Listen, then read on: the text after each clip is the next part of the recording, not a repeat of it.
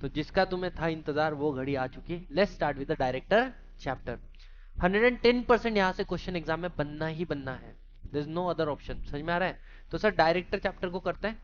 सी very simple, जितना बोल रहा हूँ उतना फोकस करो, more than enough, easily crack कर लोगे। पहला पॉइंट आता है सर डायरेक्टर मतलब क्या, या बोर्ड मतलब क्या। डायरेक्टर मतलब ऐसा व्यक्ति जो बोर्ड पर अपॉइंट किया गया। बोर्ड मतलब क्या? Board of director. ठीक है, मतलब अगर किसी का अपॉइंटमेंट हुआ है तो ही उसको डायरेक्टर बोलेंगे। कंपनीज एक्ट 1956 में थोड़ा उल्टा कंसेप्ट था। अगर मानो मेरा एज अ डायरेक्टर बोलकर अपॉइंटमेंट नहीं हुआ लेकिन मैं डायरेक्टर का काम कर रहा हूं, तो मुझे फिर भी डायरेक्टर बोलते थे, शैडो डायरेक्टर। लेकिन कंपनी एक्ट 2013 ने सीधा बोल दिया, जो अपॉइंटेड है वो डायरेक्टर है, जो अपॉइंटेड नहीं है वो डायरेक्टर नहीं है। सर अपॉइंटेड होने का मतलब क्या है? देखो किसी भी व्यक्ति को डायरेक्टर बनने के पहले उसका क्या देखना पड़े, उसके पास होना चाहिए दिल, नहीं दिल, डायरेक्टर आइडेंटिफिकेशन नंबर। समझ में आ रहा है? दूसरा, वो सेक्शन नंबर 164 के अंदर डिस्क्वालिफाइड नहीं है, ये उसको क्या देना पड़ता है? एक स्टेटमेंट देना पड़ता है। ठीक है।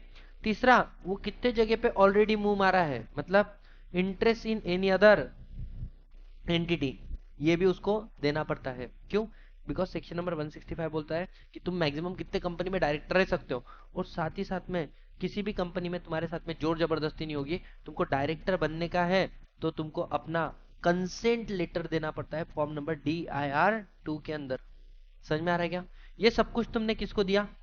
कंपनी। और कंपनी ये बात किसको बताएगी? ROC को। ROC को बताएगी फॉर्म नंबर DIR 12 के अंदर। तब जाके डायरेक्टर अपॉइंट होता है। मतलब अगर ये सारी प्रोसीजर को फॉलो कर रहे हो तो तुम डायरेक्टर हो, नहीं तो तुम डायरेक्टर नहीं हो। लेकिन सर डायरेक्टर होता कौन है? बेटा डायरेक्टर नेचुरल पर्सन होता है, आर्टिफिशियल पर्सन होता है, या कोई भी हो सकता है। तो इंडिविजुअल। क्यों सर? देखो मेंबर तो आर्टिफिशियल भी चलता है लेकिन, और इंडिविजुअल भी चलता है। डायरेक्टर काय को इंडिविजुअल चाहिए रहे? Because member day to day affairs में नहीं आता कंपनी को मैनेज करने के लिए। डायरेक्टर देखो, गाड़ी, अब गाड़ी तो हो गई आर्टिफिशियल चलने वाली। नॉर्मली समझना, एक साइकिल है और साइकिल के ऊपर तुमने दूसरी साइकिल रख दी, चला बोले, चलाएगी क्या? साइकिल साइकिल को चला नहीं सकती। हाँ, साइकिल को चलाने के लिए नेचुरल पर्सन रहा तो चला सकता है। फिर पीछे कौन बेटा, उससे फर्क नहीं पड़ता है कि उसके पीछे जो है कोई इंसान है या उसके पीछे कोई दूसरी साइकिल है। समझ में आ रहा है क्या? To whom is caring that really does not make a sense. समझ में आ रहा है मैटर? तो बोलने का मतलब डायरेक्टर मस्ट बी इंडिविजुअल और नेचुरल पर्सन। आर्टिफिशियल पर्सन खुद होके काम नहीं कर सकती, तो उसको डायरेक्शन देने के लिए जो बंदा आया उसको क्या बोलते हैं? डायरेक्टर। इंडिविजुअली तो उसको डायरेक्टर बोलते हैं, लेकिन कलेक्टिवली उसको क्या बोलेंगे? बोर्ड। सर कलेक्टिवली मतलब कितने लोग होना चाहिए?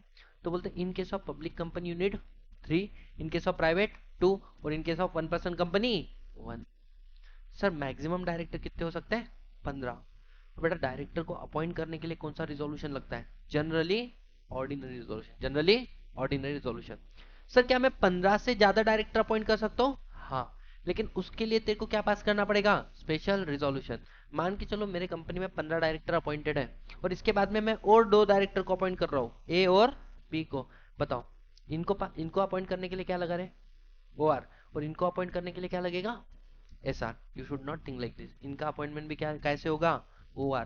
इस लिमिट को बढ़ाने के लिए SR चाहिए। समझ में आ रहा है क्या? 15 के बियॉन्ड जाने के लिए SR चाहिए, अपॉइंटमेंट के लिए तो नॉर्मल। मतलब क्या लिखा है? बियॉन्ड 50 जा सकते हो after passing special resolution. For appointment they are not asking special resolution. समझ में आ रहा है क्या? मैं अगर एग्जामिनर रहता, this might be the question. समझ में आ रहा है क्या? आगे बढ़ो। So maximum limit of 15 director जो है ना, वो आप स्पेशल रिजोल्यूशन से बढ़ा सकते हो, लेकिन ये एप्लीकेबल किसको नहीं है? गवर्नमेंट कंपनी और section 8। Section 8 company, government company में 15 से ज्यादा भी डायरेक्टर जा रहे हैं तो भी उनको SR पास करने की जरूरत नहीं है। ये हो गया आपका प्रावधान नंबर 1। तो क्या बोला है? डायरेक्टर कौन सी कंपनी में चाहिए? Every company. Mandatory optional? Mandatory shall है। बोर्ड ऑफ डायरेक्टर जो क्या है? समझ में आ रहा है? दूसरा, अब आते हैं ड्यूटीज ऑफ डायरेक्टर। क्या आएंगे? Duties of director. Sir duties की अगर हम लोग बात करें तो डायरेक्टर की ड्यूटी क्या है? सबसे पहले कहने से अगर वो काम कर रहा है तो किस एक्ट के अंदर अपॉइंट हुआ है? किस एक्ट के अंदर अपॉइंट हुआ है? Companies act 2013। तो एक्ट को फॉलो करना, आर्टिकल के अंदर जो प्रावधान लिखे है उसको फॉलो करना, अपने हद में रह के मतलब मेमोरेंडम के अंदर रह के काम करना। पहला पॉइंट। बोले पार्थ तू क्या करियो? Accordance with article and subject to provision of the act काम करियो। समझ में आ रहा है क्या? जब भी काम करेगा गुड फेथ में काम करना, for the benefit of the company और एम्प्लॉय और क्या बोल शेयर होल्डर एंड सबके फेवर में होना चाहिए। तो सेकंड पॉइंट क्या बोला गया, act in the good faith, है ना, जिसका बेनिफिट किसको होना चाहिए, मेंबर को भी और कंपनी को, एम्प्लॉय को और शेयर होल्डर को, और एनवायरमेंट का भी प्रोटेक्शन। ठीक है। तीसरा, क्या एक डायरेक्टर जो है काम करते वक्त अपनी बुद्धि को यूज करेगा, रीजनेबल स्किल और जजमेंट यूज करेगा। जजमेंट कैसे होना चाहिए, इन्फ्लुएंस होना चाहिए, इंडिपेंडेंट होना चाहिए। अरे इंडिपेंडेंट होना चाहिए ना, तो एक्सरसाइज कर जब अपनी ड्यूटी करेगा ना, तो अपना रीजनेबल केयर स्किल यूज करना और अपने जजमेंट को क्या रखना, इंडिपेंडेंट रखना चाहिए। समझ में आ रहा है क्या? सिंपल सा क्वेश्चन है यार। हम लोगों ने प्रमोटर का डेफिनेशन पढ़ा।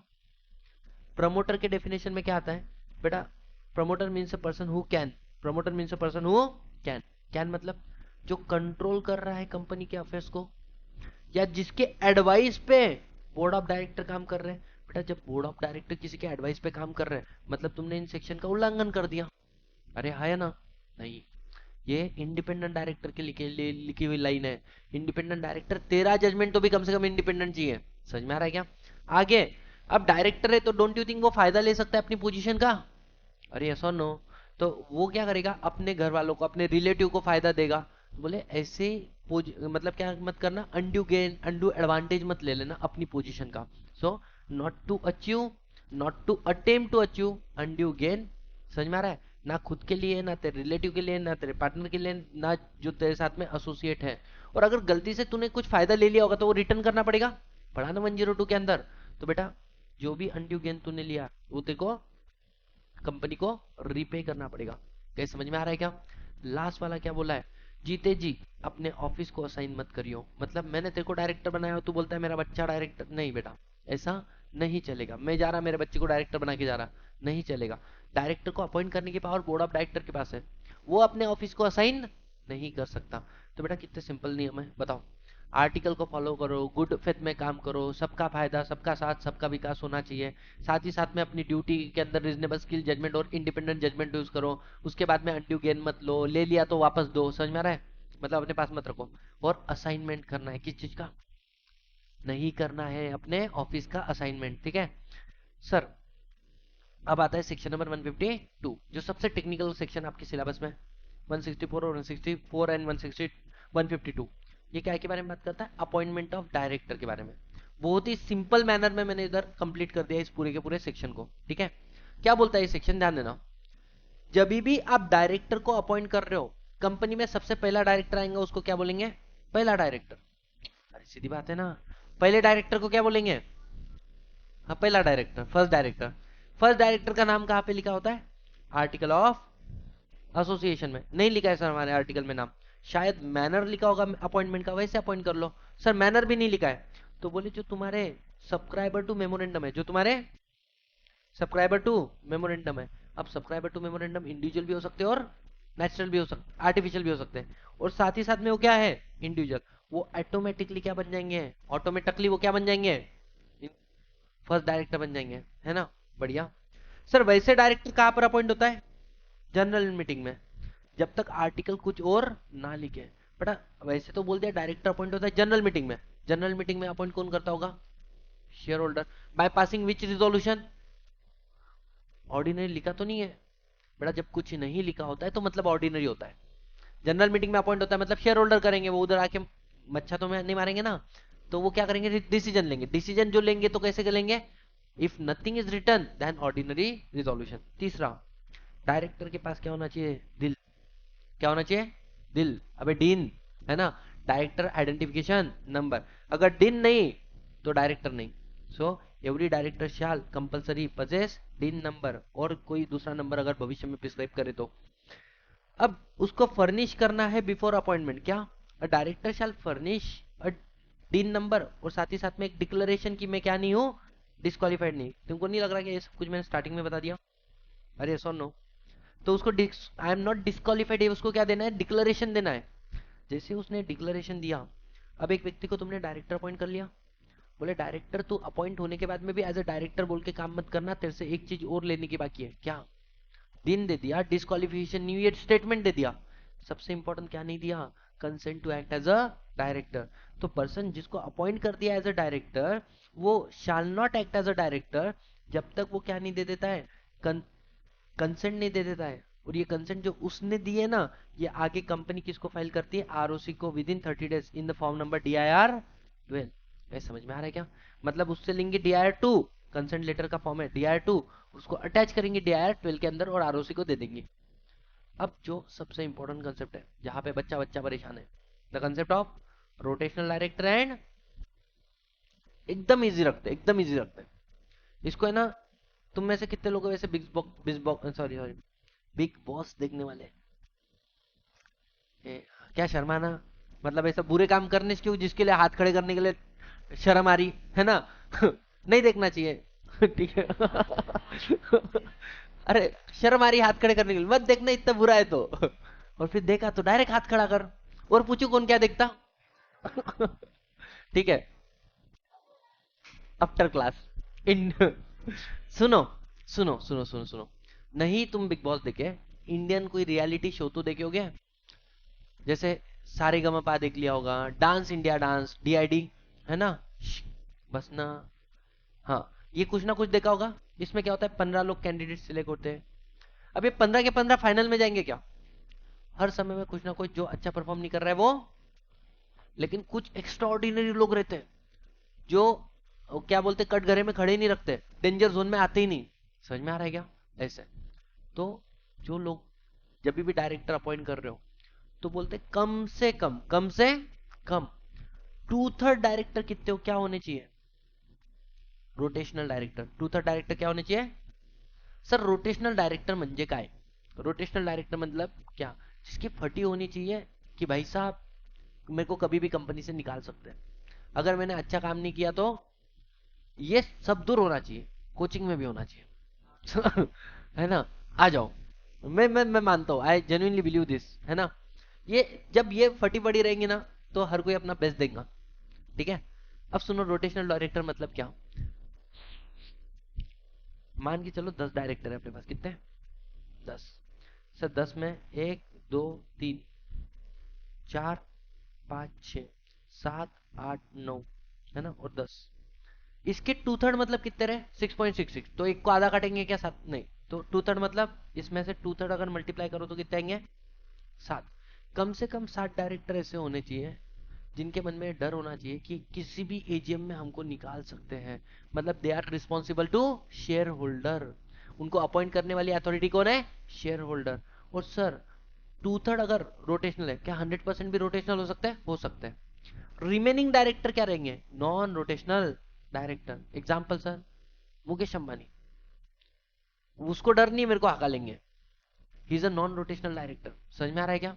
तो total number of director, TNOD, total number of director में से 2/3 डायरेक्टर वो होने चाहिए जिसका ऑफिस लाइबल है रिटायरमेंट के लिए, जिनको AGM में शेयर होल्डर के सामने जाके बोलना पड़ेगा, काय म्हणता मंडली, कंटिन्यू करूं या डिसकंटिन्यू करूं। समझ में आ रहा है? लेकिन कभी मुकेश अंबानी जाने वाला है क्या लोगों के सामने? नहीं। ऐसे नहीं जाने वाले मैक्सिमम कितने हो सकते हैं, 1/3। समझ में आ रहा है क्या?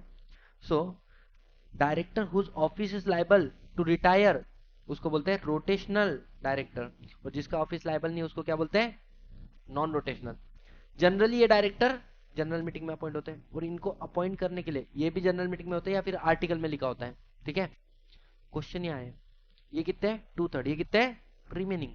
क्यों सर रिमेनिंग 1/3 क्यों नहीं लिखा? बेटा 2/3 से ज्यादा रोटेशनल रहे तो रिमेनिंग 1/3 हो गए ना। अब ये जो 2/3 है ना, ये 2/3 का 1/3, 2/3 का मतलब सर 2/3 कितना है आपने, 7, 7 का मल्टीप्लाई करो 1/3, 7 का मल्टीप्लाई करो 1/3। अरे करो ना बेशर्मो, क्या आ जाएगा, मेरे को भी मालूम 2.6 आएगा या 2.3 आएगा, अरे बोलो रे, 2.3 आएगा। तो यहाँ पे राउंडिंग अप नियरेस्ट नंबर पे करना है। 2.6 आता तो क्या करते हैं, 3 करते हैं। 2.3 आया तो क्या करेंगे, 2। बच्चा पूछता है 2 अगर 5 आ गया तो क्या करोगे? फिर बेटा जब डिवाइड 3 से हो रहा है तो 2.5 कैसे आएगा, ध्यान दो, नहीं समझेगा, तुम्हारे दिमाग के बाहर का है। ठीक है, तो 2 क्या आया, 3, मतलब इसको कंसिडर करेंगे 2। 2 डायरेक्टर को ऑफिस कंपलसरी वैकेट होगा कहां पर, एजीएम के अंदर। 2 डायरेक्टर एक्चुअली रिटायर होंगे हर एजीएम में। अब पहले कौन आएगा, ए और बी में 1 एंड 2 आ गया, मान के चलो 1 एंड 2 आया पहले एक एजीएम में। दूसरे एजीएम में कौन आएगा, 3 और 4। बाद में कौन आएगा, 5 एंड 6। बाद में 7 एंड 8। फिर कौन आएगा, 9। नहीं रुक, 7 ही डायरेक्टर ना आपने, अरे 7 ही थे ना रोटेशनल। अब क्वेश्चन आया जब 7वां आया, 7 के साथ में और एक आना चाहिए ना। 1 एंड 2 में से कौन आएगा, क्योंकि वो तो सेम एजीएम में रीअपॉइंट हुए थे ना। ऑप्शन होता है कि तुमको डायरेक्टर को हकालना तो हकालो, लेकिन डायरेक्टर बहुत ही सॉलिड होगा तो उसको हकालेंगे क्या अपन, कि उसको रीअपॉइंट करेंगे। मानो हमने 1 और 2 को रीअपॉइंट कर लिया था। अब बताओ 7 के साथ में कौन आएगा, 1 आएगा या 2 आएगा। बेटा दोनों भी सेम डेट पे अपॉइंटेड है, तो बोले तुम लोग म्यूचुअली डिसाइड करो तुम लोग, लेकिन म्यूचुअली कोई कटाने के लिए रेडी नहीं है। तो फिर draw a lottery, draw a lottery. फिर लॉटरी ड्रॉ करके जिसका नाम आया, मान लो 2 का नाम आया तो अब 2 जाएगा। नेक्स्ट टाइम कौन आएगा, 1, और 1 के साथ में अब कौन आएगा, 3 और 4 वापिस। 3 4 तुम खुद डिसाइड करो तुम में से किसको जाना है, नहीं जाना है, ड्रॉ लॉटरी। समझ में आ रहा है क्या, उसके हिसाब से 3 आया, 3 आ गया साथ में। समझ में आ रहा है क्या, कंसेप्ट समझ में आ रहा है। तो सबसे पहले जो 2/3 डायरेक्टर है वो रोटेशनल है, उसमें से सारे रोटेशनल एक साथ में बाहर नहीं फेंक देंगे अपन, 1/3 को लाइबल करेंगे रिटायरमेंट के लिए हर एजीएम में। अब जैसे ही देखो, so every AGM, at every AGM जो भी फ्रैक्शन फिगर है, 1/3 डायरेक्टर ऑफ रोटेशनल, रोटेशनल मतलब कितना, 2/3, उसका 1/3 नियरेस्ट नंबर पे फ्रैक्शन करो। कौन, जो लॉन्गेस्ट इन ऑफिस है। अगर सेम डे पे अपॉइंटमेंट होगा तो म्यूचुअल कंसेंट के साथ में, म्यूचुअल कंसेंट नहीं होती है, ड्रॉ अ लॉट। इनको हम लोग क्या करेंगे, they are actually going to retire at annual general meeting. अब है ना, किसी डायरेक्टर को तुम ये मत बोल देना तू ढोकले रोटेशनल डायरेक्टर है, इट हर्ट्स। मतलब रोटेशनल डायरेक्टर मतलब तेरे को निकालने वाले हैं हम लोग, है ना।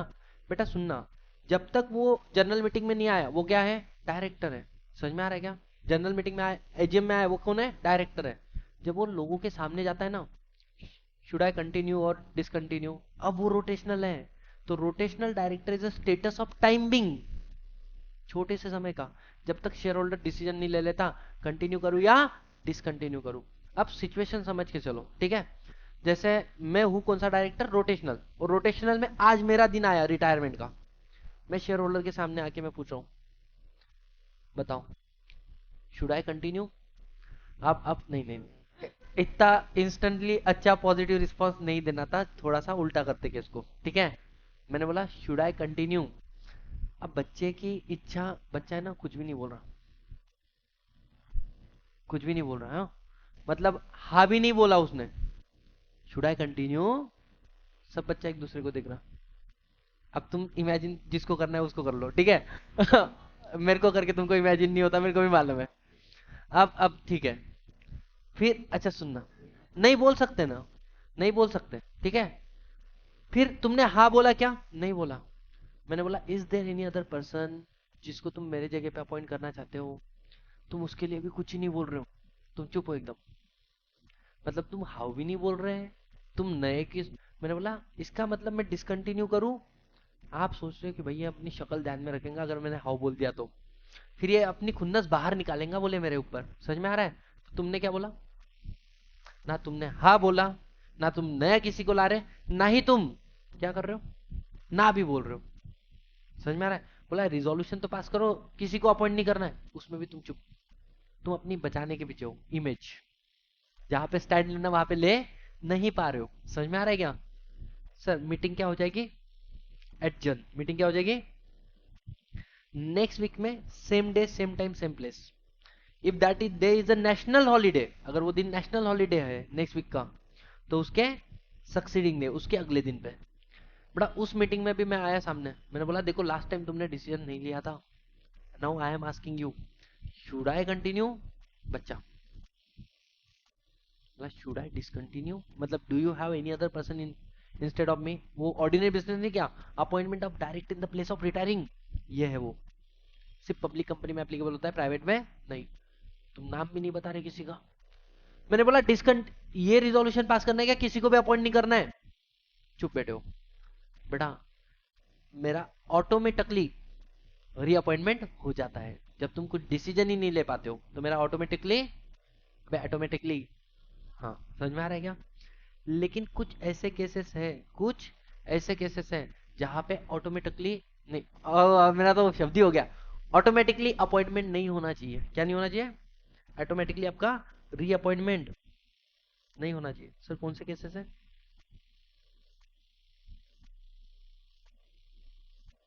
एक सेकेंड ना, यहाँ पे आते हैं। ये 152 पूरा का पूरा है 7। हाँ, ऑटोमेटिकली रीअपॉइंटमेंट कब कब नहीं होता है? 5 cases. Number 1, resolution for reappointment is loss. मतलब मेरे को रिजोल्यूशन रखा था अपॉइंटमेंट का, मेरा कभी पास में जो लॉस हो चुका है, तो मैं मतलब मैं लाइकी का नहीं हूं, तो ऑटोमेटिकली अपॉइंटमेंट नहीं होता। दूसरा, मैंने नोटिस ऑफ अनविलिंगनेस दिया है। अभी तुम सोचो ना, मैं जब पहली बार तुम्हारे सामने आया तो बड़े आशा से आया था कि बच्चा मेरे को हाउ बोलेगा, कुछ नहीं बोला। मैं दूसरी बार आया, मैं बोला अब मन परिवर्तन हो गया होगा, अब हाउ बोलेगा, कुछ मिसअंडरस्टैंडिंग थी, बच्चा कुछ भी नहीं बोल रहा है। बेटा मेरे को एक्चुअली तुमने अपॉइंट किया है, मैं भीख में अपॉइंट हो गया, फुकट में अपॉइंट हो गया, भीख में अपॉइंट होने का बोलते हैं। मैंने बोलता ऐसा भिखारी बना मेरे को नको, तो मैंने खुद ने नोटिस ऑफ अनविलिंगनेस दे दी, मेरे को नहीं अपॉइंट होना है ऐसे जगह पे जहां पे एक बच्चा बोल नहीं रहा है कि तुमको अपॉइंट करना चाहते हैं, मेरे को काम नहीं करना है ऐसे जगह पे। ईगो मैटर है ना। डायरेक्टर ही डिस्क्वालिफाइड है तो वो रीअपॉइंट ऑटोमेटिकली नहीं होगा। सर स्पेशल रिजोल्यूशन लगता है उसके अपॉइंटमेंट के लिए, फिर ओआर से कैसे अपॉइंटमेंट होगा? ऑटोमेटिकली नहीं होता है। 162 के केस में अगर फंस जाए, मतलब sir appointment of multiple director by single resolution, वो वाले केस में नहीं होता है। एंड गवर्नमेंट कंपनी वगैरह के केस में एग्जाम्पशन वो छोड़ दो। यहां तक समझ में आया? ये 5 केसेस ऐसे जहां पे ऑटोमेटिकली अपॉइंटमेंट नहीं होता। तो सर पूरा अगर कंसेप्ट में बताऊं तो 152 कितना इजी है, कितना इजी है। फर्स्ट डायरेक्टर का नाम आर्टिकल में है, आर्टिकल में नहीं तो मैनर दिया है, मैनर नहीं दिया तो सब्सक्राइबर जो इंडिविजुअल वो बन गया। अपॉइंटमेंट कैसे होगा? जनरल मीटिंग में होगा। फिर उसके बाद में उससे क्या लेने का अपने को? उसके पास दिन होना चाहिए और एक स्टेटमेंट लेना है, ही इज नॉट डिस्क्वालिफाइड। इसके बाद में कंसेंट लेटर लो, उसके बाद में फाइल करो आरओसी के साथ में। आगे क्या बोला है? Rotational, non rotational, rotational liable to retire by rotation, not liable to retire by rotation, generally general meeting में अपॉइंट, जनरली आर्टिकल में दिखा होता है इनके बारे में। ये कितने होते हैं maximum? 2/3 of total number of director. ये कितना है? रिमेनिंग। समझ में आ रहा है? 1/3 मत लिखना, रिमेनिंग, ठीक है? मैक्सिमम 1/3 हो सकता है, ठीक है? इसके बाद में ये जो 2/3 है, इसका 1/3 एक्चुअली रिटायर होगा एवरी एजीएम में। सर कौन जाएगा सामने एजीएम के अंदर? तो बोले जिसे लॉन्गेस्ट इन ऑफिस है। सर सेम डे अपॉइंटमेंट होगा तो म्यूचुअली डिसाइड करो। सर म्यूचुअली डिसाइड नहीं हो रहा तो ड्रॉ लॉट। समझ में आ रहा है क्या? अब ये जो गया इसको एक तो रीअपॉइंट करेंगे, नहीं किया तो इसकी जगह पे किसी और को अपॉइंट किया, नहीं कर रहे तो रिजोल्यूशन पास कर दो, किसी को अपॉइंट नहीं करना है। सर कुछ भी नहीं किया, meeting adjourn to next week में, same day same time same place. अगर if that day is a national holiday then succeeding day, उसमें भी कोई डिसीजन नहीं लिया तो ऑटोमेटिकली रीअपॉइंट। क्या ही था, क्या ही था, कुछ भी नहीं था। 152 डन एंड डस्टेड। अब आया खूंखार सेक्शन। कौन सा? खूंखार। बड़ा सेक्शन नंबर 164। सेक्शन 164 किसको एप्लीकेबल होता है? पर्सन को। किसको? पर्सन मतलब क्या? जो डायरेक्टर बन चुका है, जो डायरेक्टर बनने वाला है, जो डायरेक्टर बनने वाला है। A person is not eligible to appoint as a director, person is not eligible to appoint as a director. लेकिन जब 167 पढ़ेंगे ना, वो एप्लीकेबल होता है। A person who is a director, उसका ऑफिस वैकेट करना पड़ता है। समझ में आ रहा है क्या? 167 वैकेशन ऑफ ऑफिस वो डायरेक्टर जो ऑलरेडी डायरेक्टर बन चुका है उसके लिए, और जो 164 है वो किसके लिए? जो अभी तक डायरेक्टर नहीं बना है, बनने की इच्छा रखता है, इच्छा रखता है। तो जैसे जिन्होंने महाभारत देखा होगा, जिन्होंने नहीं देखा वो इतना समझ लो, एक बंदा था, उसकी इच्छा थी बचपन से उसने राजा बनना चाहिए। लेकिन जब वो राजा बनने के लिए गया तो वहां पर एक सेनापति थे, द वॉइस ऑफ विदुर। वो बोलता है कि सॉरी आप नहीं बन सकते हो। बोले क्या? राजा। क्यों? क्योंकि आप जन्मतः क्या हो? नेत्रहीन हो। मतलब is disqualified to appoint as a king. समझ में आ रहा है क्या? तो ये कब देखा? वो किंग बनने के बाद में देखा है, किंग बनने के पहले? समझ में आ रहा है क्या? तो डिस्क्वालिफिकेशन कब देखना है? डायरेक्टर बनने के बाद या डायरेक्टर बनने के पहले? पहले। बेटा डायरेक्टर फाइनल लेवल का भी मेरा सबसे फेवरेट टॉपिक है, मजाक नहीं कर रहा हूं। सेक्शन नंबर 149 से लेके सेक्शन नंबर 172 ये एक पार्ट होता है डायरेक्टर का। फिर 173 से लेके 195 और उसके बाद में आता है 196 से लेके तुम्हारा 205। इतना 3 चैप्टर होते हैं डायरेक्टर के। मैंने इसके ऊपर किसी ने नहीं सॉल्व किए इतने ज्यादा। 70 केस नहीं 57 केस स्टडी के लेक्चर डाले 5 घंटे के। 57 एक से बढ़कर एक केस स्टडी। समझ में आ रहा है क्या? जो जो जिस भी इंस्टीट्यूट ने पूछा होगा सारे इंस्टीट्यूट के क्लब करके नेक्स्ट लेवल इंटरप्रिटेशन। समझ में आ रहा है? मात्र 4 घंटे में ऐसा। अब आते हैं डिस्क्वालिफिकेशन। ऐसे कौन से ग्राउंड है जहां पर एक व्यक्ति डिस्क्वालिफाइड बन जाता है डायरेक्टर बनने से? ठीक है, नंबर 1, अगर वो पगला है, उसके वाइफ के हिसाब से नहीं दे, कोर्ट के हिसाब से। अगर वो पगला है अकॉर्डिंग टू ये किसने डिक्लेयर किया है? कॉम्पिटेंट कोर्ट ने। You are not eligible to appoint as a director. अगर वो अनडिस्चार्ज इंसॉल्वेंट है, मतलब in short if he is insolvent as on date, he is not eligible to appoint as a director. तीसरा, बेटा सुनना, मेरा ऐसा नहीं, मेरा नहीं, मान के चलो साहिल है बेटा, साहिल का एल उसके ए से बड़ा हो गया, मतलब उसकी लाइबिलिटी उसके एसेट से बड़ी हो गई। ठीक है, ये बात क्रेडिटर को अच्छी नहीं लगी, बाहर वालों को, तो बाहर वालों ने जाके कंप्लेंट कर दी कि बोले ये ज्यादा हो गया, बोले थोड़ा। ठीक है, ये बाहर वालों को लग रहा है कि इसका एल इसके से बड़ा है, और जब ये बात कोर्ट में गया तो कोर्ट ने एक्चुअली चेक किया तो पता चला कि हाँ सच्ची में इसका एल इसके से बड़ा है। तो कोर्ट ने बोल दिया हाउ ये व्यक्ति क्या है? इंसॉल्वेंट है। अच्छा सुनना, जैसे ही कोर्ट ने बोल दिया तुम इंसॉल्वेंट हो, अरे सुनो रे, जैसे ही कोर्ट ने बोल दिया तुम इंसॉल्वेंट हो, अब जब तक ये बड़ा नहीं हो जाता, मतलब सुनो, अब जब तक आप इंसॉल्वेंट हो आप किसी कंपनी के डायरेक्टर बन नहीं सकते। लेकिन सुनो ना, जब क्रेडिटर ने सिर्फ कंप्लेंट मारा था, अभी तक कोर्ट ने चेक नहीं किया, कोर्ट ने डिक्लेयर नहीं किया, क्या उस फेज में तुम डायरेक्टर बन सकते हो? अरे हाँ है ना, यस। लेकिन सुनो, प्रॉब्लम क्या हुआ, साहिल खुद जाके कोर्ट में बोला ये बात। इस बार कौन गया एप्लीकेशन लेके? बेटा एप्लीकेशन लेके साहिल गया, बोले सच्ची में एल ए से बहुत बड़ा है। एप्लीकेशन मारा है साहिल ने। अब कोर्ट ने भी क्या किया, गाइस? चेक। और कोर्ट चेक करके बोलेगा एक तो हाँ नहीं तो ना, और कोर्ट ने इसको क्या डिक्लेयर कर दिया? इंसॉल्वेंट। नहीं बोले भाई कुछ दिन के लिए तू किसी के कांटेक्ट में नहीं आएगा। अब कुछ अब सुनो अबे नहीं मजाक नहीं कर रहा, यही लॉ है। अब सुनना, जब साहिल खुद जाके अप्लाई कर रहा है तो वो इंसॉल्वेंट कब से बन जाएगा? जिस दिन कोर्ट ने डिक्लेयर किया, जिस दिन उसने एप्लीकेशन डाला। बेटा जिस दिन उसने एप्लीकेशन डाला तब से ही वो डायरेक्टर बन। दोनों में फर्क क्या है, समझ में आ रहा है क्या?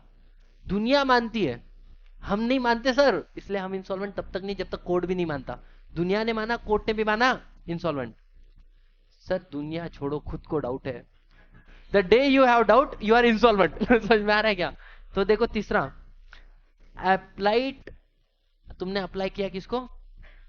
एजुडिकेट as a insolvent, he himself applied, मतलब खुद होके उसने जाके एप्लीकेशन डाला। बेटा भले ही तू इंसॉल्वेंट अभी तक डिक्लेयर नहीं हुआ, लेकिन तू क्या हो चुका है? डिस्क्वालिफाइड तो हो ही चुका है। दोनों का किस समझ में आया? लोग डाल रहे तो तब जब कोर्ट ने बोला, और जब खुद ही अप्लाई कर रहे तो द डे यू अप्लाई। समझ में आ रहा है? उसके बाद में सर कोर्ट के ऑर्डर से मैं कॉन्विक्ट हो चुका हूं। कॉन्विक्ट होना और एक्यूज होने में फर्क होता है। मेरे ऊपर आरोप लगा है तो आप आरोपी हो, एक्यूज हो। क्या कर रहे रे? कैसा कौन हिला था? बेकार आदमी भाई। सुनो ना बेटा, आरोपी होना अलग बात है। आरोपी होना, मेरे को लगता तेरे साथ कुछ हो जाएगा, तो साइड में आ जा। आरोपी होना अलग बात है कि तुम्हारे ऊपर गुना दाखिल हुआ है, लेकिन कोर्ट ने प्रूव कर दिया हाँ बेटा ये तो करप्ट आदमी एकदम है ना। तो तुम कॉन्विक्ट होना मतलब वो नहीं क्या एस्थेटिक वाले कपड़े पहनाते हैं ब्लैक एंड व्हाइट और बिहाइंड द बार। और अगर तुमको 6 महीने की हो गई सजा, तो फिर अगले 5 साल तक तुम डायरेक्टर नहीं बन सकते। मतलब कॉन्विक्ट हो प्लस 6 महीने की सजा हो गई तो अगले 5 साल तक डायरेक्टर नहीं बन सकते।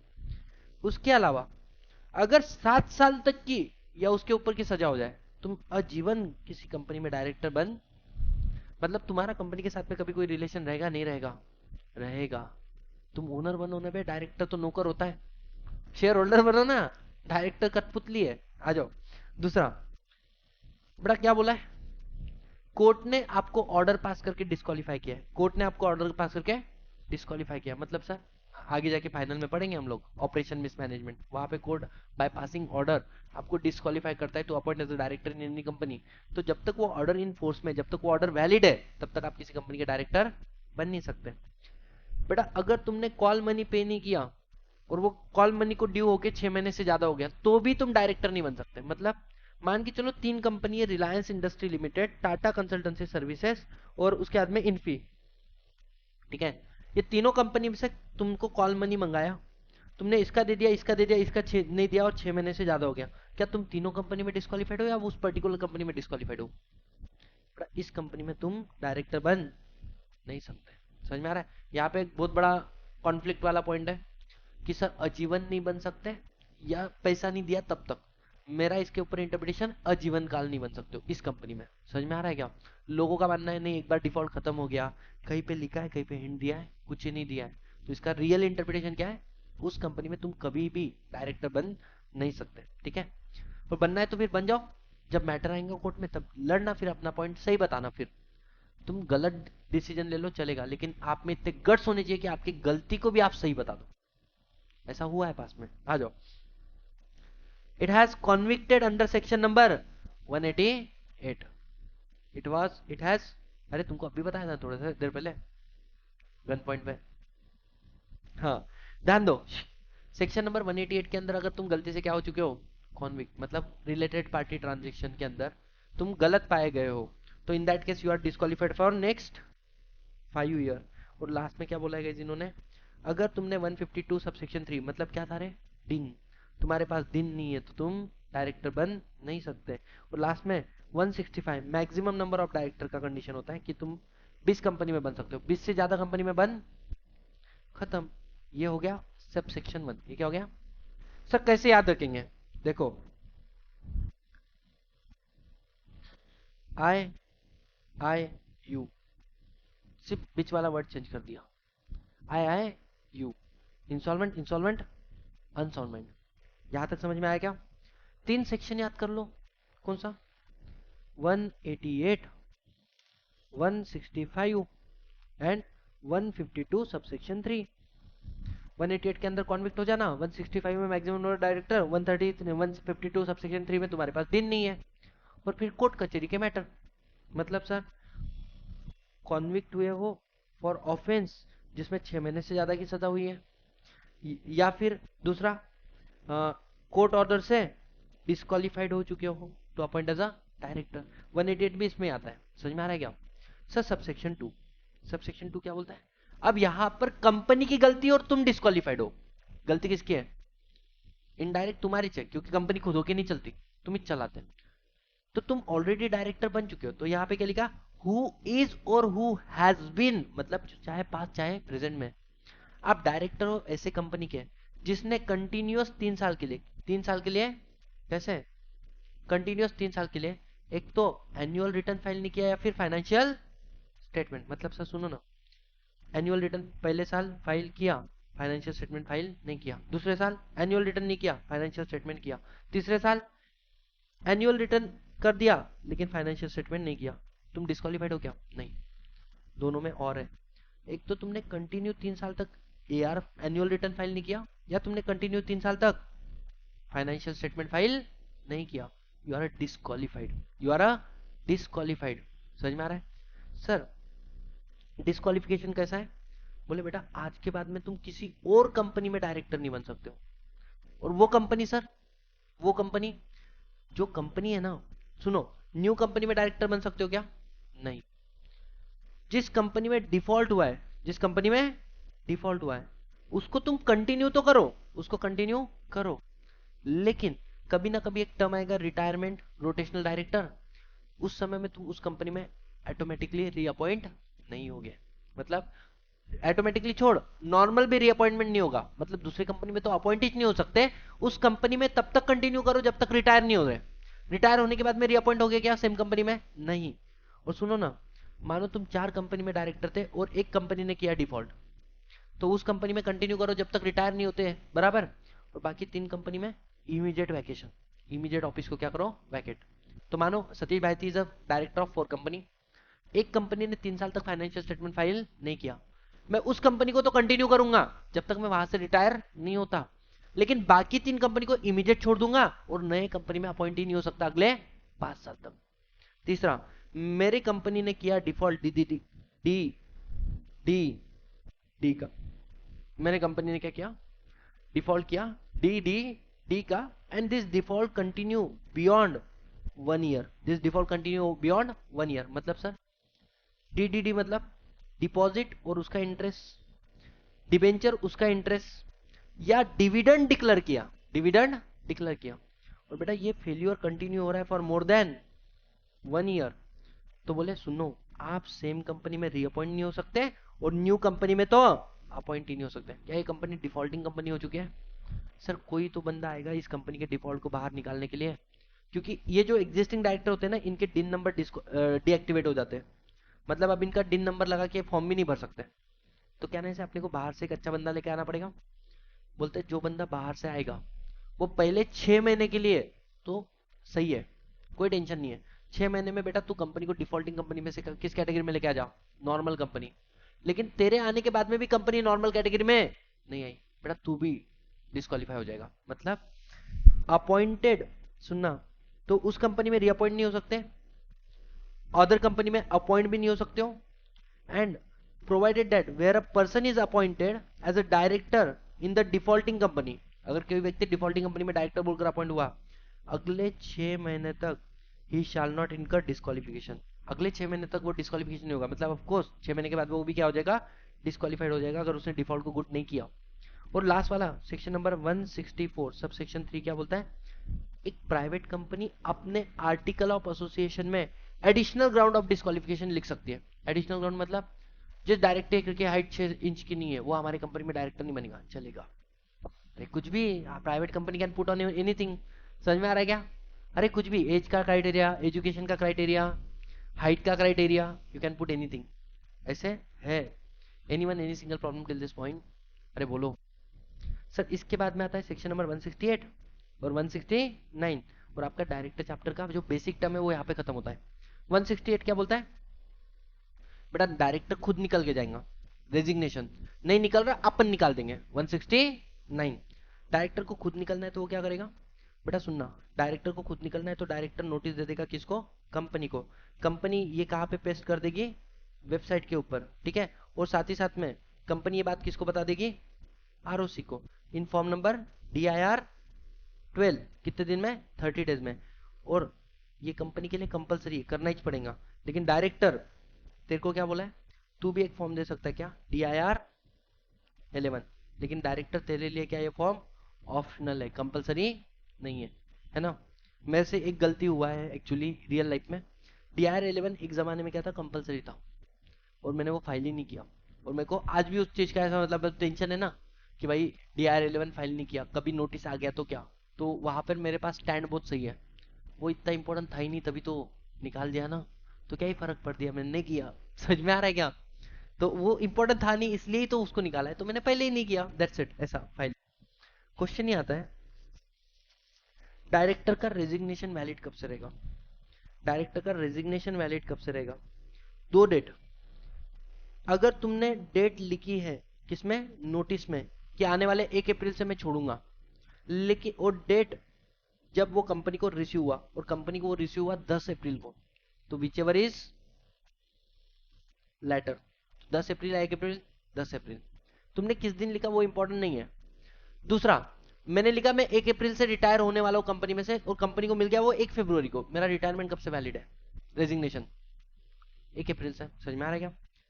रिमूवल ऑफ डायरेक्टर, तू नहीं निकल रहा तो हम निकालेंगे, इसके लिए क्या देना पड़ता है गाइस, स्पेशल नोटिस, याद आया क्या थोड़ी देर पहले।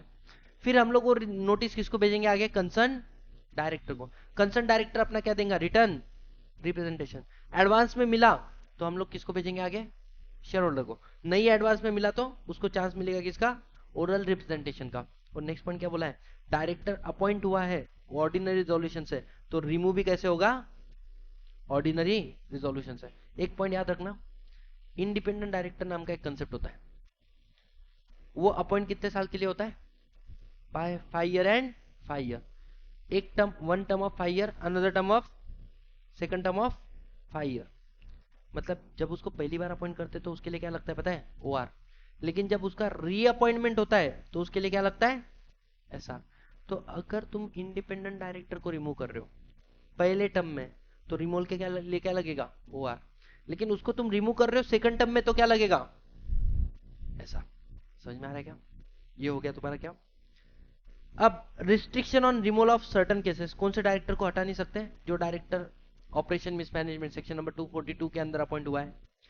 इंडिपेंडेंट डायरेक्टर अगर तुम सेकंड टर्म के लिए अपॉइंट हुए हो तो तुम्हारा अपॉइंट रिमूवल सिर्फ SR से होगा। और तीसरा, director appointed by proportional representation 163 not in syllabus. बच्चों में ये वो सेक्शन है जो मैं जब तक CS नहीं बना ना तब तक मेरे को भी नहीं समझ में आया। 163 समझ में आ रहा है? जब मैं इलेक्शन देखा हमारे CS के, तब जाके मेरे को समझ में आया ये सेक्शन एक्चुअली काम कैसे करता है। जिस कंपनी में 163 एप्लीकेबल होता है ना, उस कंपनी में रोटेशन नॉन रोटेशनल कंसेप्ट ही नहीं रखता। तो पब्लिक कंपनी के पास दो ऑप्शन होते हैं, डायरेक्टर बाय प्रोपोर्शनल रिप्रेजेंटेशन या फिर रोटेशन या नॉन रोटेशनल। मैंने रिवीजन लेक्चर डाला है इसका। उस रिवीजन लेक्चर में सबसे पहला बात मैंने क्या बोला बताया क्या बच्चों, सुनो ना। यू आस्क मी कोई भी सेक्शन को कितना भी छोटा करके बता दो, मैं बता दूंगा। But there are certain section जिसको हम लोग मतलब ये नहीं कर सकते हैं, भगा नहीं सकते हैं। तो मैं आपको रिक्वेस्ट करूंगा, अगर तुमको 163 सच्ची में देखना है तो हैव सम पेशेंस। ये लेक्चर मतलब उसका रिवीजन मेरा 16 मिनट का है। वो सेक्शन पढ़ाने को लिए मेरे को 2.5 घंटे से ज्यादा टाइम लगा। उसका रिवीजन 152 का रिवीजन अगर तुम जाके देखो सतीश भाई, 152 सेक्शन है ना, 3.5 मिनट का रिवीजन है पूरा का पूरा, 3.5 मिनट में खत्म है। जबकि 152 पढ़ाने के लिए मेरे को 2.5 से 3 घंटा लगा हुआ है, बट उसका रिवीजन इजी है। 163 सेक्शन ही कितना छोटा है बे, 4 लाइन का सेक्शन नहीं वो। लेकिन वो 4 लाइन को पढ़ाने के लिए कितना घंटा लग गया। चैप्टर नंबर 11 देखो, 163 कितना सेक्शन है, 4 लाइन का। बड़े 4 लाइन को समझाने के लिए इट टुक मी ऑलमोस्ट 2.5 से 3 घंटा। इतना भयंकर इंटरप्रिटेशन है इसका। नसीब CMA फाइनल में तो है ही नहीं सेक्शन। 163 हटा दिया उन्होंने, मैंने भी हटा दिया। आ जाओ। नहीं, क्योंकि प्रॉब्लम मेरे को समझ में आया CMA के इसमें क्या हो रहा है, लोग है ना बाकी कोर्सेज को सेल कर रहे हैं। जैसे for example CMA CA final के लेक्चर CMA वालों को चिपका देंगे। समझ में आ रहा है? CS के लेक्चर CMA वालों को, कोई एक्सक्लूसिव CMA के हिसाब से पढ़ा ही नहीं रहा। मैंने वो किया कि भाई तुम्हारे सिलेबस में जो है उसको मैं बड़ा चढ़ा के बताएंगा, जो नहीं है स्वाहा। हाँ, लेकिन मेरे को ऐसा लगा है कुछ सेक्शन जैसे 150 वगैरह सेक्शन है ना, वेर आई फील लाइक कि ये बच्चों को पता होने चाहिए क्योंकि रियल लाइफ में इसका काम है। तो मैंने वो सेक्शन बहुत डिटेल में बच्चों को बताया। और ये स्टार्टिंग इससे किया है। ये सेक्शन ना एग्जाम में आएगा ना कुछ, लेकिन समझना जब डायरेक्टर सामने आएगा ना, उस समय में अपने नहीं लगने चाहिए। सीधी सी बात है, वो पूछेंगे और तुम बोलोगे मेरे को नहीं पता। अरे क्या नहीं पता? तेरे को फुकड़ में दे रहे क्या हम लोग 25-26 लाख का पैकेज? नहीं नहीं सर, वो नहीं पता, बाकी सब पता। हट। तो ऐसा नहीं चलता। आगे बेटा, KMP में कौन आता है, ये लर्न करना है। मैं इसको इजीली डिवाइड करता हूँ। एक होता है एडमिनिस्ट्रेशन हेड, एक होता है कंप्लायंस हेड, और एक होता है फाइनेंस हेड। फाइनेंस हेड में कौन आता है, CFO, चीफ फाइनेंशियल ऑफिसर। ठीक है। CFO जनरली कंपनी में एक तो क्या रहेगा, CA रहेगा, नहीं तो CMA रहेगा। जो जितने भी कंपनी देख लो, मेजोरिटी कंपनी में। ठीक है। कुछ कंपनी में आपको MBA क्वालिफाइड लोग दिखेंगे, लेकिन वो IIM वगैरह से। दूसरा, CS compliance head. Guys we are key managerial person, you know, है ना। ऐसा CA का CMA का नाम नहीं लिखा है, CS का लिखा है। देखो CS का छोड़ो, मैं तुमको एक बात बोलता हूँ। The day you are appointed in the company, तुम्हारी पहली एंट्री बोर्ड रूम में होती है सीधा। मतलब if I am appointed in the RIL ना, डे 1 पे मैं मिलूंगा मुकेश अंबानी को। दिस इज हाउ पावर, है ना। तो कंप्लायंस हेड बोलते हैं की managerial person, but with a great power is a great responsibility.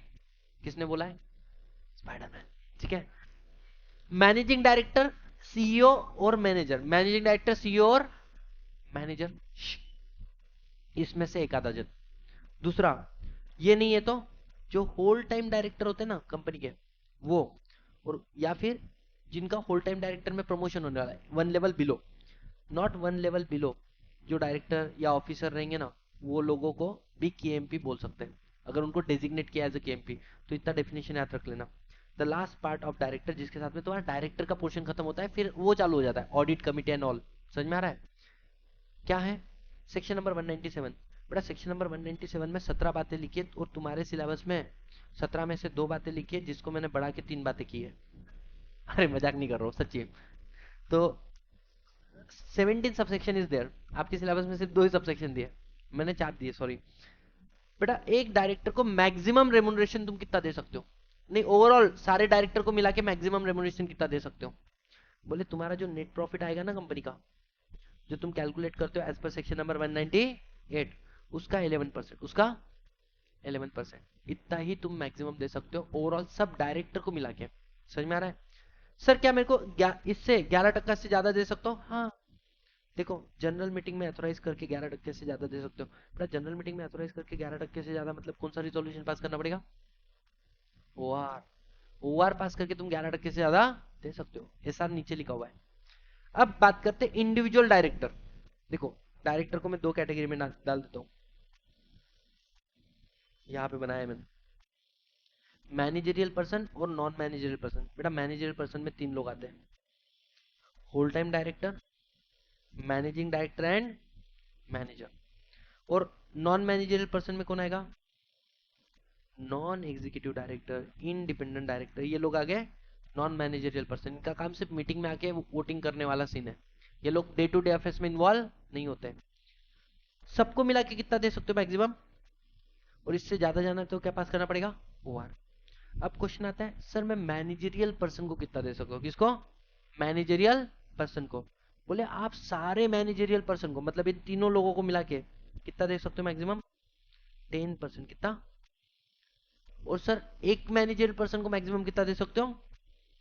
5। मतलब सर सुनो ना, ए बी और सी है, मैं ए को दे रहा हूँ 5% और बी को दे रहा हूँ 3%, इसको दे रहा हूँ 2%, चलेगा ना? 10% के अंदर सबको मिल रहा है।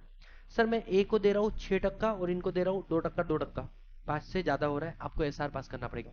समझ में आ रहा है क्या? तो ये। और सर सुनो ना, अगर मैंने 10 दे दिया मैनेजरियल पर्सन को, तो नॉन मैनेजरियल पर्सन को कितना मिलेगा? 11 है ना ओवरऑल लिमिट, तो नॉन मैनेजरियल पर्सन को कितना मिलेगा? 1। Got it? दूसरा क्वेश्चन, मान के चलो मेरे कंपनी में मैनेजर पर्सन ही नहीं है, जरूरी नहीं है कंपनी में एग्जीक्यूटिव डायरेक्टर होना ही चाहिए। समझ में आ रहा है? तो अगर मैनेजरियल पर्सन है ही नहीं, तो फिर इनके ऊपर वर्कलोड बढ़ेगा कि कम होगा? तो आप कितना दे सकते हो इनको मैक्सिमम? 3%। कितना? 3%। बट अगर आपको देखो ऊपर वाली लिमिट को तोड़ना है तो यू नीड ओआर, नीचे वाली लिमिट को तुमको तोड़ना है तो तुमको चाहिए एसआर। ये समझ में आया क्या? इसके बाद में तो यहाँ पे मैंने कुछ एग्जांपल आपके नॉलेज के लिए। देखो एक एक बच्चों के दिमाग में कंफ्यूज होता है, नीचे का लिमिट टूटेगा मतलब ऊपर का तो टूटेगा? जरूरी नहीं है। देखो मैं क्या, ए बी सी डी 4 लोग डायरेक्टर है। पहले केस में मैंने कितना दिया इसको? ये 3 मैनेजरियल पर्सन है, ऊपर का नॉन मैनेजरियल पर्सन, डन। इसको कितना दे रहा हूँ? 5, ढाई ढाई, वैलिड है। और इसको 1, ओवरऑल 11% के अंदर है, सबको अपने अपने लिमिट के अंदर है। इसको दिया 5, इसको ढाई, इसको ढाई और इसको दे रहा है 2, तो 11 का लिमिट भी टूट रहा है और इंडिविजुअल, तो इसके लिए एसआर भी लगेगा और ओआर भी लगेगा। सर इसको दे रहा 1%, इसको दे रहा 7%, इसको 2 और इसको 1। बेटा देखना ओआर नहीं लगेगा क्योंकि 11 का लिमिट नहीं टूटा है, 11 के अंदर हो, लेकिन क्या टूट रहा है? इंडिविजुअल लिमिट टूट रहा है, इसके लिए एसआर लगेगा। समझ में आ रहा है? और सर सुनो ने, मैनेजर पर्सन है ही नहीं, तो इसको मैक्सिमम कितना दे सकते हैं? 3। और 3 से ज्यादा तुम 5 दे रहे हो तो एसआर लगेगा। लॉजिकली क्लियर हुआ? अरे हाँ ना। अब क्वेश्चन क्या है सर, ये मैंने पढ़ा दिया, यहाँ की सारी बातें हो चुकी है। बोले अब डायरेक्टर को मैक्सिमम सिटिंग फी कितना दे सकते हो? बोले हर डायरेक्टर को अलग अलग दे सकते, किसी को 10, किसी को 20, किसी को 50, हाउ, लेकिन 2 लोगों को कम मत देना बाकी डायरेक्टर से। कौन? Women director and independent director. जो वुमेन डायरेक्टर है, जो इंडिपेंडेंट, इनको बाकी लोगों से कम मत देना। नेक्स्ट पॉइंट क्या बोला गाइस इन लोगों ने, कि जब तुम वुमेन डायरेक्टर इंडिपेंडेंट डायरेक्टर को कम तो नहीं दोगे, मैक्सिमम सेटिंग फी कितना दे सकते हो एक डायरेक्टर को? 1,00,000 रुपीज पर बोर्ड मीटिंग पर person. 1,00,000 rupees per board meeting पर पर्सन।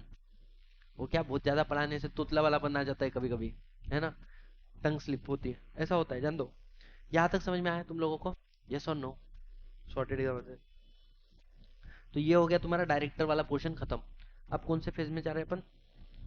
ऑडिट कमिटी एंड वो जो नया नया डाला है ना तुम्हारे इसमें,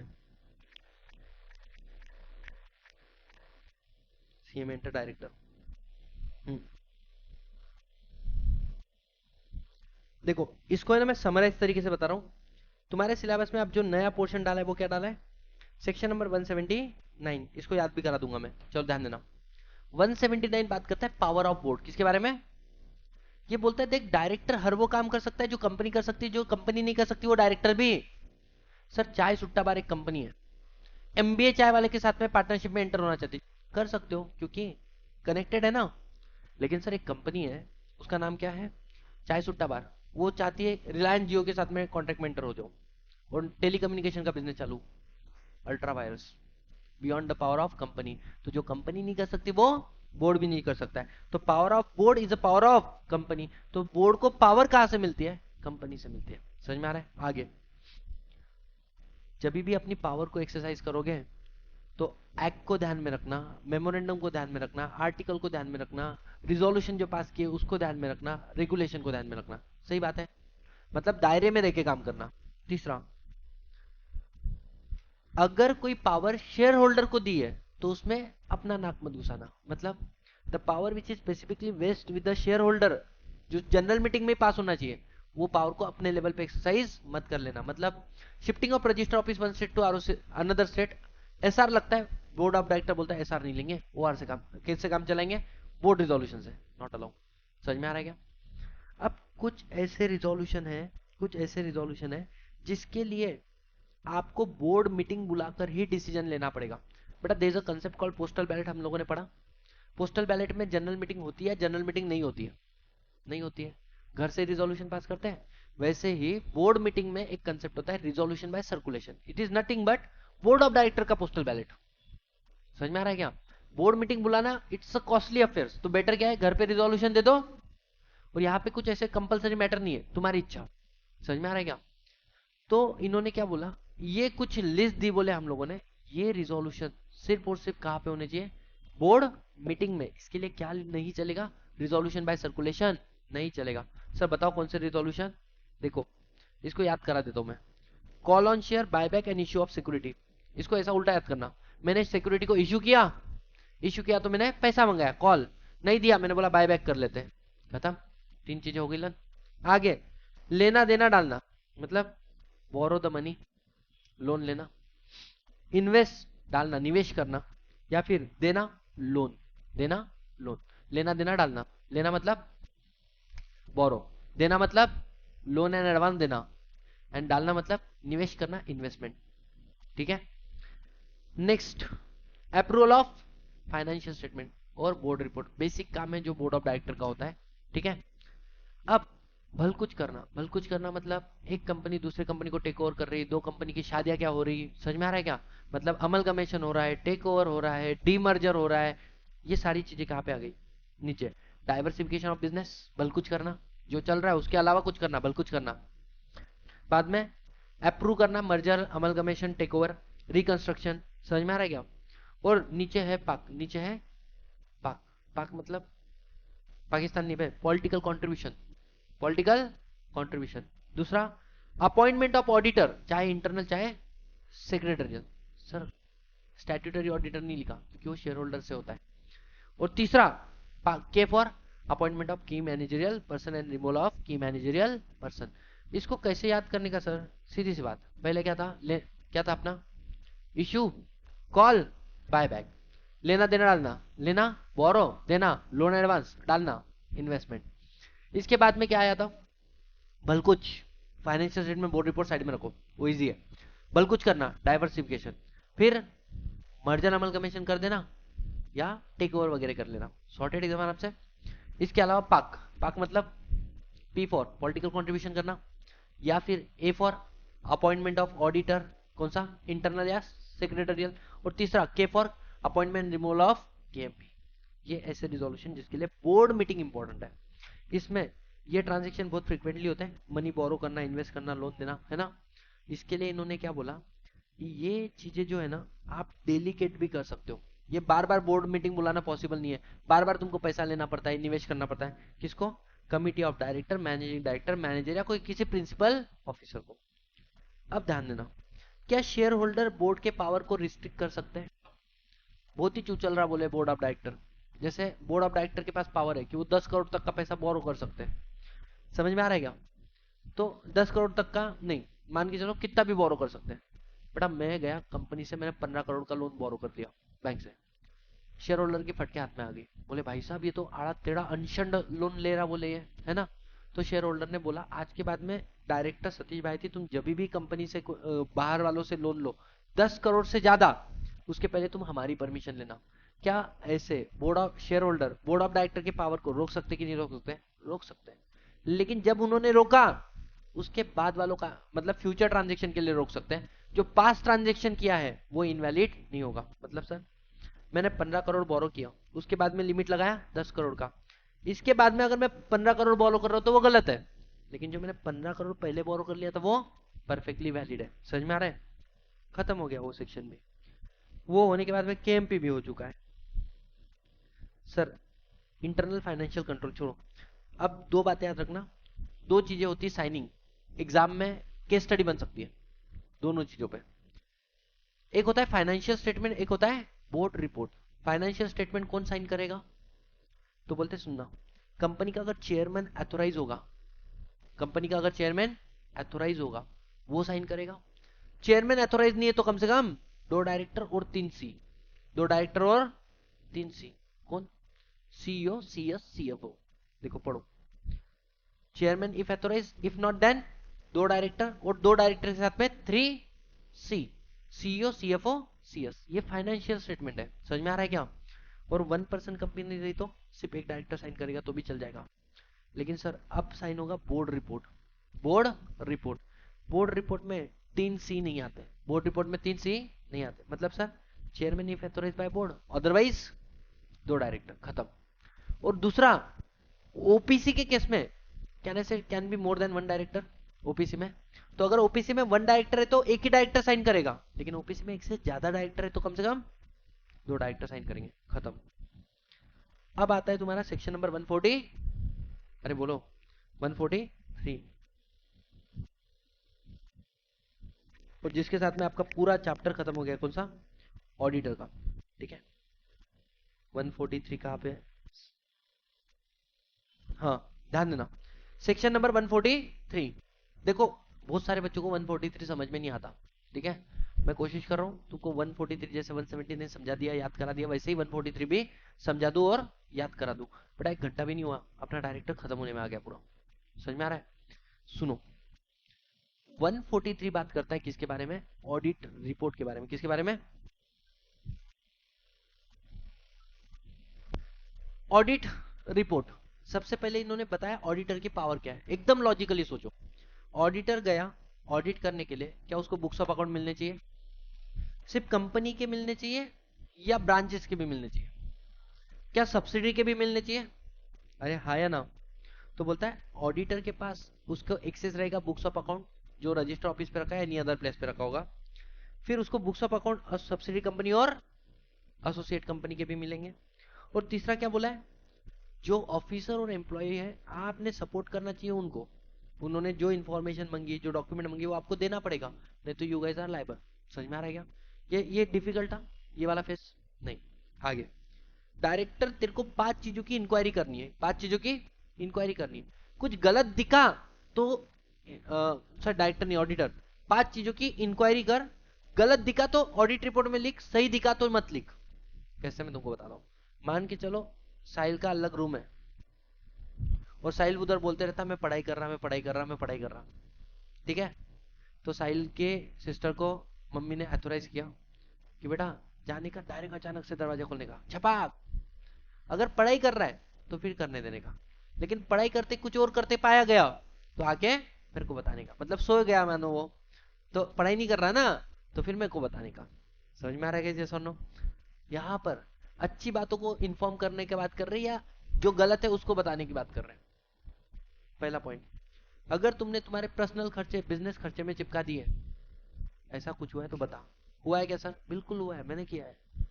ये जो मेरा आईपैड है, ये मेरा आईपैड नहीं, मेरे खुद के नाम पे नहीं लिया, जीएसटी नंबर चाहिए था, तो मैंने मेरे दोस्त के नाम पे लिया। मेरा दोस्त गवर्नमेंट ऑफिसर है, बिजनेस करता है वो एक, है ना। उसने क्या कर दिया, उसका जीएसटी नंबर दिया, बोले मेरे ऑफिस में जरूरत है आईपैड की, वो यूज भी नहीं कर रहा, मैं कर रहा हूँ। डोंट यू थिंक पर्सनल खर्चे तुमने ऑफिस को चिपका दिए? पेट्रोल के खर्चे तुमने ऑफिस में चिपका दिए तुम्हारे, गाड़ी चला रहे हो पहले, मतलब लड़की घुमा रहे हो, पर्सनल खर्चा है, चिपका बिजनेस में रहे हो, गलत है ना। मेरा एक दोस्त था, वो ऐसे करता था, उसके पापा रेमंड के शोरूम के मैनेजर थे, उनको पेट्रोल फ्री में मिलता है गाड़ी का। वो क्या करता था, नीचे से टंकी खोलता था, पेट्रोल भरता था और अपनी स्कूटी में डालता था, और बाद में मेरे को घुमाता था, लॉन्ग ड्राइव लेके जाता था रात में। समझ में आ रहा है? मेरे को बताओ, पर्सनल खर्चे तुम कहाँ पे चिपका रहे हो? ऑफिस खर्चों में। दूसरा, अगर तुमने किसी को लोन या एडवांस दिया है, वो सिक्योर है या नहीं है? नहीं सिक्योर तो बताओ। अगर कैश के अगेंस्ट में क्या दिया, सुनो, not against the company interest, किसी को तुमने लोन दिया और वो कंपनी के इंटरेस्ट के अगेंस्ट में, मतलब जिसको पैसा दिया वो डुबाने वाले, बताओ। तीसरा क्या बोला है, तुमने किसी को लोन दिया लेकिन दिखा एज ए डिपॉजिट रहे हो। बच्चों को ये पॉइंट समझ में नहीं आता, बोलना क्या चाहता है। दोनों में फर्क क्या हो सकता है, कोई बता सकता है? लोन और डिपॉजिट, इंटेंशन के फर्क समझो। अगर डिपॉजिट दिखा रहे हो, मैंने बैंक में डिपॉजिट किया, बेटा बैंक में डिपॉजिट करा मतलब तुम्हारी जरूरत है या बैंक की जरूरत है? खुद की ना। आइडियल पढ़ा था, कर दिया, तो अपन बताए अपनी जरूरत है। लोन देना, तुम लोन किसको देते हो? जिसकी जरूरत, जिनको जरूरत है या जिनको नहीं है। बैंक वाले तुमको लोन दिए, बैंक में किसकी जरूरत है? लोन की जरूरत किसको, क्लाइंट को या बैंक को? क्लाइंट को ना। तुम किसी को दे रहे हो लोन, मतलब जरूरत है सामने वाले की, बट ऐसा बता रहे हो कि अपनी जरूरत है, अपन तो डिपॉजिट किए वाले। अगर ऐसा उल्टा ट्रांजेक्शन दिखा, उल्टे खोपड़ी का, इन्फॉर्म करो। तीसरा, सिर्फ बुक एंट्री ट्रांजेक्शन तो नहीं है, मतलब एक्चुअल खर्चा नहीं हुआ है, बुक एंट्री मार के रखा, जो सबसे ज्यादा हुआ था सत्यम स्कैम में। एम्प्लॉय 36,000 बताए, 3,60,000, तो ये क्या हो गया, you are showing an number of employ. तो ये investment sell below the purchase price, तुमने कोई शेयर्स वगैरह परचेस किया और तुमने सेल कर दिया उसको, परचेस किया 1 लाख में और सेल किया 20,000 में, below the purchase price cell किया। हाँ, अगर आप एक इन्वेस्टमेंट कंपनी हो तो वो मत बताओ, क्यों? इन्वेस्टमेंट कंपनी को शायद अपने से ज्यादा अक्कल है कितने पे सेल करना। समझ में आ रहा है क्या? इन्वेस्टमेंट कंपनी के अलावा कोई और कंपनी जिन्होंने इन्वेस्टमेंट ली और सेल परचेस प्राइस से नीचे किए, इन्फॉर्म करना पड़ेगा। समझ में आ रहा है क्या?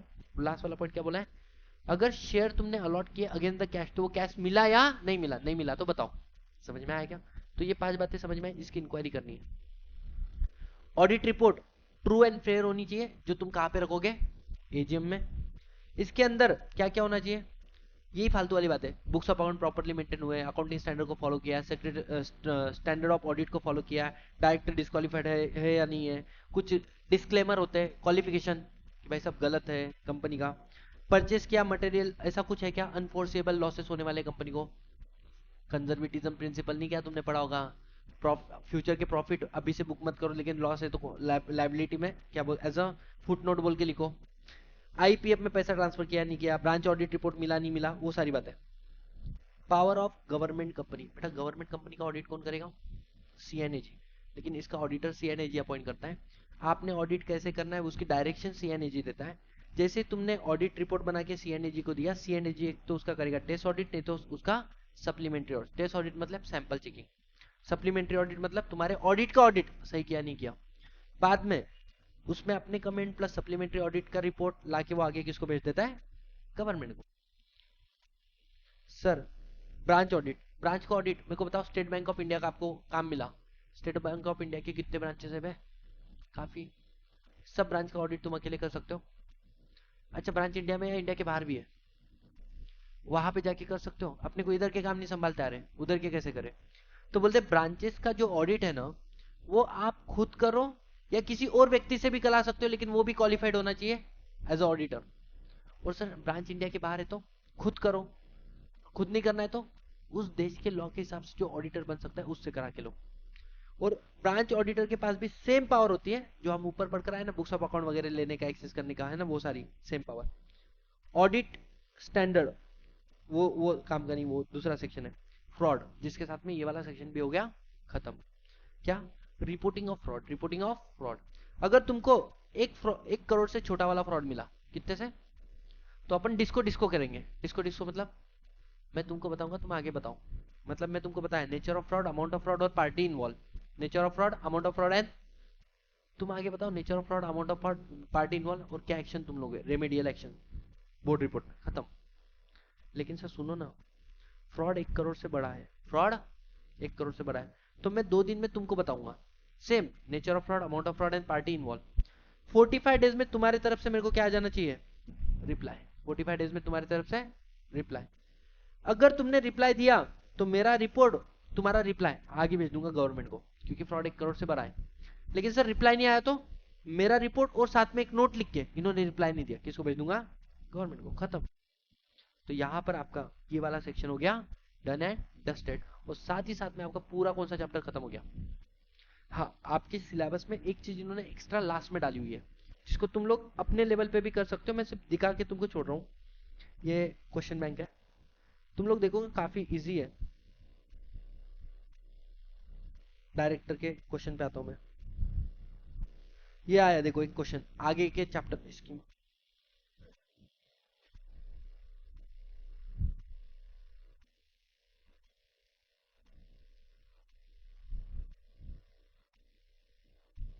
हाँ, ऑडिट कमेटी, ये बताना है एक मेरे को, पूछो।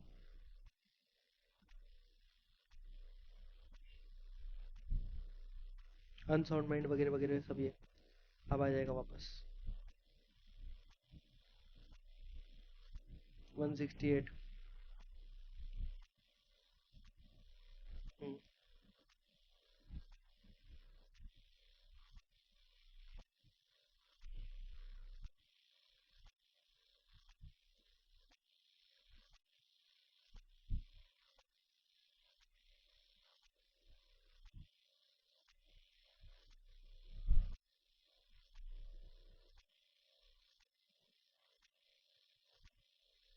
ये देखो ये क्वेश्चन, ये तुम्हारे सिलेबस में न्यूली ऐड किया था उन लोगों ने, क्या, different right of the share holder.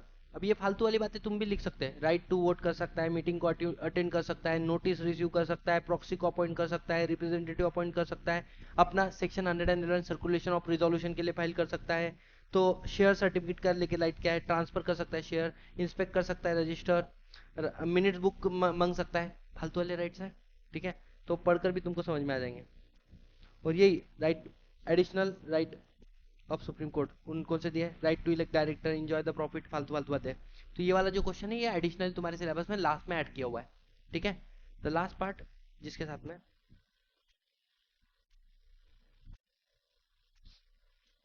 क्या, ऑडिट कमिटी। बेटा सुनो सुनो, have patience for last part. Audit committee मतलब क्या रहे, अ कमिटी अपॉइंटेड, इसका स्पेसिफिकली काम क्या है मैं तुमको मेरे सीएमए फाइनल के नोट से पढ़ाता हूँ, ये वाला कंसेप्ट वो तक बात लगेगा। आइए, क्या है ना, बहुत ही सिंपल करके रखा है मैंने यहाँ पे। 173, ये फाइनल के नोट्स है अपने। हाँ, 170, हाँ देखो रे, ऑडिट कमिटी। बेटा क्या लगता है नाम सुन के ये लोग काय में एक्सपर्ट रहेंगे, they are link between the board of director and the auditors. समझ में आ रहा है। तो ऑडिट कमिटी पहली बात किसको एप्लीकेबल है, लिस्टेड कंपनी, सुनना, लिस्टेड कंपनी या फिर ऐसी अनलिस्टेड पब्लिक कंपनी जिसका पेड अप शेयर कैपिटल कितना है, 10 करोड़ उससे ज्यादा, जिसका टर्नओवर कितना है, 100 करोड़ उससे ज्यादा, या जिसका बोरोइंग 50 करोड़ से ज्यादा, 50 करोड़ एंड मोर नहीं का है। समझ में आ रहा है। आपको क्या करना पड़ेगा, आपको ऑडिट कमेटी का संगठन करना पड़ेगा। सर ऑडिट कमेटी के अंदर पहली बात कितने लोग रहेंगे, मिनिमम 3 डायरेक्टर, जिसमें से मेजोरिटी क्या रहेंगे, इंडिपेंडेंट डायरेक्टर। ये इंपॉर्टेंट, आपको एग्जाम में क्वेश्चन आया तो यही आता है कि ऑडिट कमेटी का फंक्शन क्या है। तो इसको याद कैसे रखेंगे, जो मैंने फाइनल वाले बच्चों को टेक्निक बताई वही तुमको बताता हूँ। सबसे पहले ऑडिटर के बारे में, अब ये लॉजिकली सोचोगे तो भी समझ में आ जाएगा। ऑडिटर इंडिपेंडेंट है या नहीं ये चेक करना, अपॉइंटमेंट के पहले करते हैं अपॉइंटमेंट के बाद में करते हैं, पहले इंडिपेंडेंस, फिर रिकमेंडेशन, वो देखने के बाद में उसका क्वालिफिकेशन एक्सपीरियंस एक्सपर्टाइज देखने के बाद में मेरे को लगता है ये सही है, रिकमेंड किया, रिकमेंड करने के बाद में उसके रेमुनरेशन भी रिकमेंड करो और उसकी terms and condition of appointment भी रिकमेंड करना। तो 3 बातें और कवर हो गई। नेक्स्ट, अब वो ऑडिटर जो आया वो ऑडिट करेगा, तो उसकी ऑडिट प्रोसेस पे ध्यान रखना। फिर वो फाइनेंशियल स्टेटमेंट बना के देगा। ये financial statement board of director के पास देता है, उसके पहले रोक लेना, रुक रे भाई, पहले मेरे को देखा, मैं चेक करूंगा, उसके बाद में बोर्ड के पास जाएगा। So financial statement annual report before submitting to board, उसको एग्जामिन करने का काम किसका है? ऑडिटर का। तो पहली बात मैंने ऑडिटर से लेके कनेक्ट कर दी। दूसरा, और क्या करेगा? सेफ। और क्या करेगा? सेफ। सेफ मतलब स्क्रूटिनी करेगा इंटर कॉर्पोरेट लोन, दो कंपनी एक दूसरे को पैसा लेना देना कर रही है, उसको स्क्रूटिनी करना। यस हो गया। ए फॉर एसेट अंडरटेकिंग का रिवैल्यूएशन, वैल्यूएशन सही से करना। Sir F for internal financial control सही है या नहीं ये देखना। और ई फॉर अगर तुमने पब्लिक से पैसा लिया है, जिस पर्पज से लिया है उस पर्पज के लिए यूज कर रहे हो नहीं कर रहे हो, and use of the fund सही है या नहीं है, इस चीज को देखना। समझ में आ रहा है? तुम्हारे सिलेबस में ये इतना ही दिया है तुमको, ऑडिट कमेटी का ओमनीबस अप्रूवल वगैरह खतरनाक चीजें जो तुमको फाइनल में पढ़ना है, ठीक है, वो बाकी का तुमको दिया नहीं है। अब आता है इसी के अंदर एक चीज, क्या आपके पास राइट क्या है? आप कमेंट मंगा सकते हो ऑडिटर से, फाइनेंशियल स्टेटमेंट को चेक कर सकते हो, है ना। उसके बाद में ऑडिटर से कुछ रिलेटेड इशू को भी डिस्कस कर सकते हो, इन्वेस्टिगेट कर सकते हो कोई मैटर से। अब ये इंपॉर्टेंट है, शायद इसमें क्वेश्चन बन जाए, फाइनल में बनता है। ऑडिटर कंपनी का और की मैनेजर पर्सन ऑडिट कमेटी के मीटिंग को अटेंड तो कर सकते हैं, लेकिन वहां पे वोट नहीं कर सकते। एंड बोर्ड रिपोर्ट में आपको बताना पड़ेगा कि हमने ऑडिट कमेटी का संगठन किया हुआ है, कितने लोग उसके अंदर है। विजिल में ऑडिट कमेटी खत्म हो गया। विजिल मैकेनिज्म, विजिल मैकेनिज्म क्या बोलता है कि मान के चलो मेरे को पता चला कंपनी में फ्रॉड है, आई एम जस्ट एम्प्लॉय, मैं जाके ऑडिट कमेटी के हेड को बता दूंगा। ऑडिट कमेटी का हेड का काम ही है फ्रॉड वार्ड को रोकना। लेकिन जैसे मैंने नाम बताया, किसी ने को मालूम पड़ेगा सतीश भाई ने भांडा फोड़ा, और जैसे भांडा फोड़ा, बेटा ये लोग मेरे को जीने देंगे अच्छे से जिसका भांडा मैंने फोड़ा? नहीं। तो मेरी आइडेंटिटी को हाइड करना, मुझे सपोर्ट करना ड्यूरिंग द इन्वेस्टिगेशन फेज, मेरे को मेरा डिमोशन नहीं होना चाहिए, प्रमोशन की जगह डिमोशन हो रहा है, सैलरी कम कर रहे हैं, ये सब नहीं होना। मेरे को प्रोटेक्ट करने का काम किसका है? विजिल मैकेनिज्म कमिटी, इसको बोलते हैं विसल ब्लोअर पॉलिसी, ठीक है। सो लिस्टेड कंपनी ऐसी कंपनी जिन्होंने पब्लिक से डिपॉजिट लिया या फिर बैंक और पीएफआई से तुमने 50 लाख से ज्यादा का लोन लिया, आपको क्या करना पड़ेगा? एक विसल ब्लोअर पॉलिसी बनानी पड़ेगी। क्या समझ में आ रहा है? और मान के चलो कुछ कंपनी में लफड़ा है नहीं, लेकिन मैं किसी को तंग करना चाहता इसलिए जाके मैं बार बार बोल रहा फ्रॉड है फ्रॉड है, बेटा ऐसे वाले केस में ऑडिट कमेटी किसकी बैंड बजाएंगी? उसकी या मेरी? ऑफ कोर्स मेरी। समझ में आ रहा है? With this we are done with the complete director chapter at a CMA inter level. Done guys.